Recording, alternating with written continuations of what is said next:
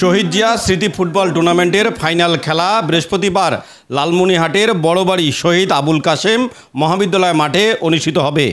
উক্ত খেলায় ভার্চুয়ালি প্রধান অতিথি হিসাবে উপস্থিত থাকবেন বিএনপির ভারপ্রাপ্ত চেয়ারম্যান তারেক রহমান।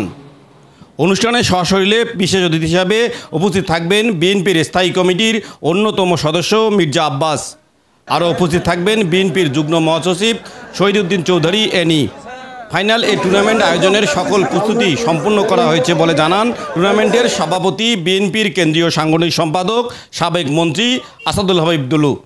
হাতীবান্ধায় এসএস স্কুলের পাশে জালালের তেল পাম্পের পূর্ব দিকে আতিকুলের চাতাল সংলগ্ন আরবি ও বাংলা শিক্ষায় গড়ে উঠেছে হাতীবান্ধা প্রি ক্যাডেট মাদ্রাসা।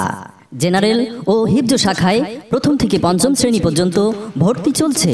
ভর্তি ইচ্ছুক শিক্ষার্থীর অভিভাবকদের অফিস কিংবা স্ক্রিনে দেওয়া নম্বরে যোগাযোগ করতে অনুরোধ করা হলো।